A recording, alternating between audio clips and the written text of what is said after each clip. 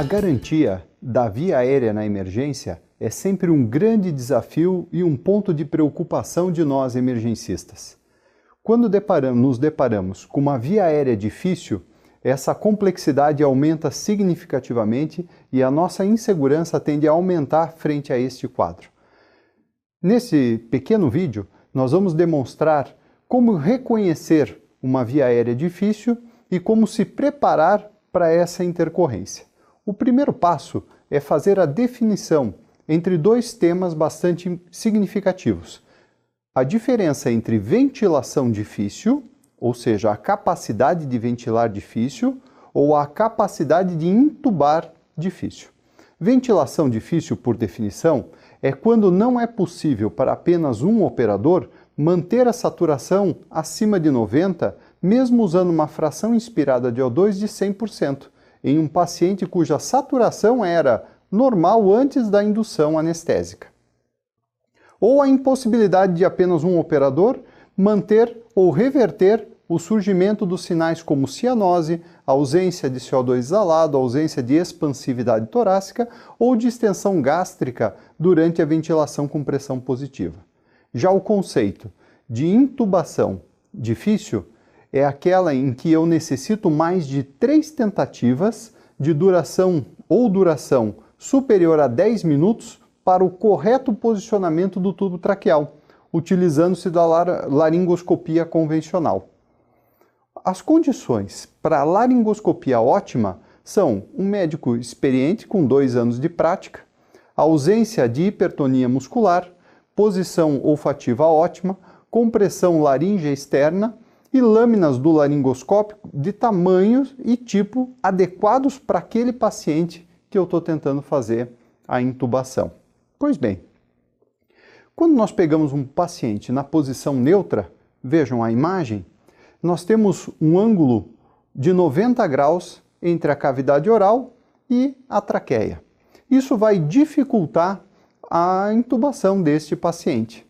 Já se a gente coloca ou faz uma hiperextensão cervical, a gente diminui ou aumenta a angulação e diminui a dificuldade para realizar a intubação. Podemos ainda pegar no paciente e colocá-lo numa posição olfativa, que é a posição do cheirador, né? Muita gente se engana aqui e coloca o coxim na região cervical, e não é.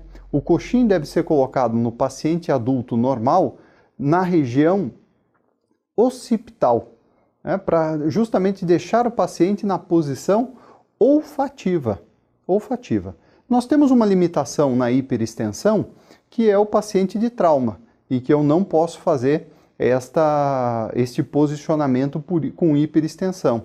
Neste caso, nós vamos optar pela anteriorização da mandíbula deste paciente, certo? O que vai provavelmente gerar uma situação de uma intubação um pouco mais difícil. A técnica bimanual prevê que na mão esquerda você tem o laringoscópio e fazendo a laringoscopia, e a mão direita você pode fazer a compressão laríngea, na compressão laríngea fazer um reposicionamento da via aérea para melhorar a sua visualização durante o procedimento de intubação. Os critérios de avaliação para verificar se uma via aérea é difícil ou não, principalmente quando a gente está falando de intubação de sequência rápida, antes de você realizar a intubação, você avalia como é que é o comprimento dos incisivos superiores. Quanto mais longo, mais difícil vai ser o seu procedimento de intubação. Quando a gente olha os incisivos em relação aos maxilares e mandibulares, aquela maxila retraída também promove uma intubação que vai apresentar algum grau de dificuldade a mais. Eu posso utilizar scores para avaliação do nosso paciente. Por exemplo, o score de Mallampati, que todos nós conhecemos, que é aquele score que avalia a visualização da úvula em relação à base da língua. Os Mallampatis 1 e 2, conforme vocês podem ver na imagem, eles são uma intubação presumivelmente mais fácil. Já Mallampatis 3 e 4 são pacientes com uma visualização mais difícil da via aérea, promovendo uma maior dificuldade de fazer a intubação. Critérios de avaliação sem escala que você pode pedir para o paciente fazer, por exemplo, é verificar ou pedir para o paciente que faça com que os incisivos mandibulares, veja se eles ultrapassam os maxilares. E a distância interincisivos, se ela for maior que 3 centímetros, também, presumivelmente, uma via aérea um pouco mais fácil. Aquele palato mais arqueado, mais estreito, é pressuposto de uma via aérea mais difícil, assim como a presença de massas ou uma complacência do espaço mandibular mais inelástica vai ser presumível de uma via aérea mais difícil. Quando eu olho a distância tiro-mentoniana, uma distância maior ou igual a 6 centímetros também promove uma via aérea mais facilitada. A conformação do pescoço, aquele pescocinho curto e grosso, também é pressuposto de uma via aérea um pouco mais difícil e nós devemos estar atentos a essa situação. Posso pedir para o paciente movimentar a cabeça e o pescoço, encostando o mento no externo e fazendo a extensão completa do pescoço. Pacientes que conseguem fazer esse movimento, eles são pacientes presumivelmente com uma via aérea mais fácil de se acessar.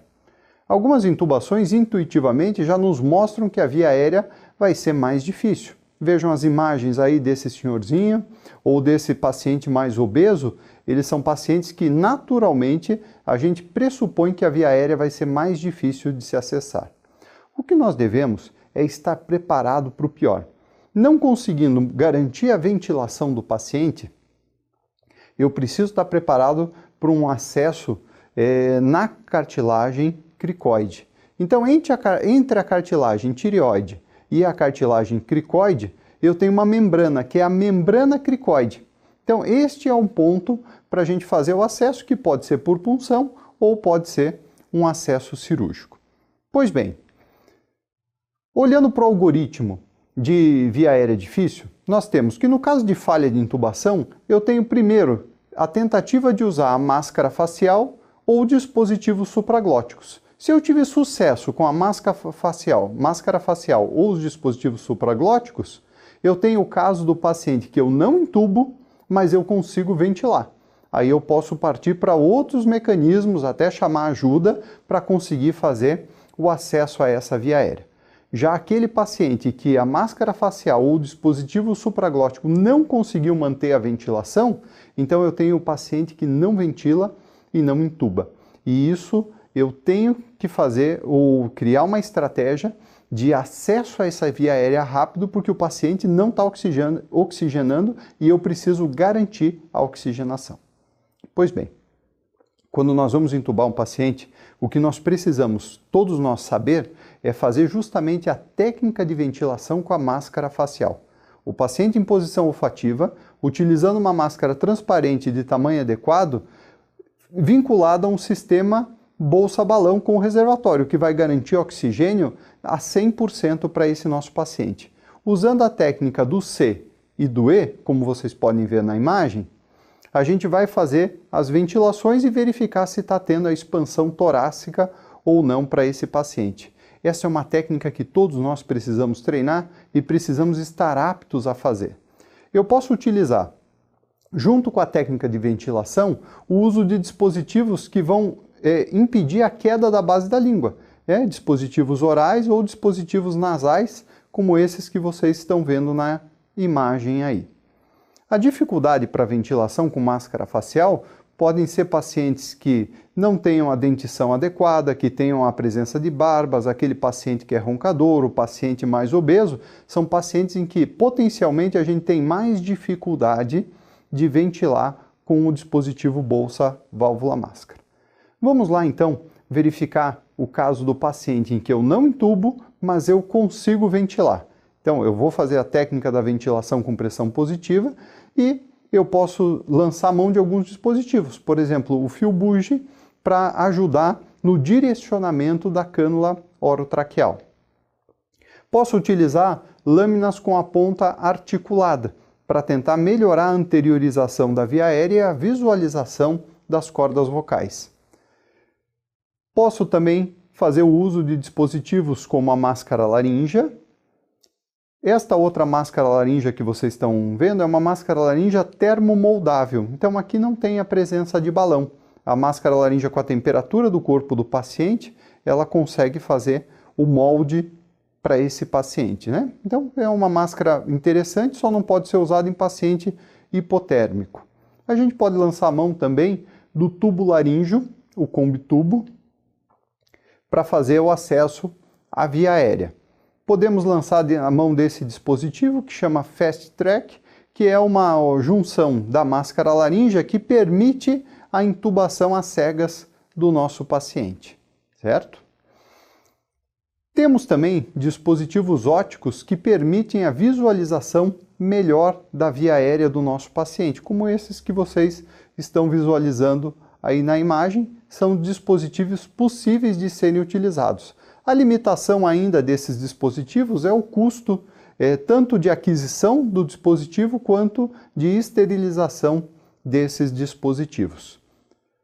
Se eu estou frente a um caso que eu não intubo e não consigo ventilar o paciente, aí eu tenho um evento mais crítico porque o paciente está em déficit de oxigenação. E uma das formas que nós podemos acessar a via aérea é a via aérea, o acesso à cricoide, à membrana cricoide, por punção. Eu posso ter um dispositivo por punção, como esse que vocês estão visualizando aqui, ou posso fazer aquela técnica com o Abocate 14 para fazer a punção cricoide. Só que nesse caso, eu preciso ter um outro elemento associado, que é um dispositivo de pressurização da via aérea. Sem esse dispositivo de pressurização da via aérea, a gente não consegue ventilar. Porque no caso da punção, a gente pode ter, vai ter uma canulação muito estreita e uma resistência muito grande. Lembrando que a punção cricoide precisa de um paciente que tenha a via aérea superior desobstruída, para que a gente possa ter a exalação. Então eu vou injetar o ar no paciente e ele tem que ter a via aérea superior desobstruída para que esse ar possa sair do nosso paciente. Este tema é bastante importante e é extremamente importante que você pratique e saiba como se portar frente a uma situação de emergência na aquisição da via aérea.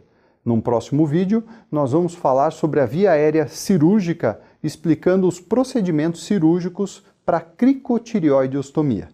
Vamos então praticar e estudar ainda mais esse tema. Até o nosso próximo encontro.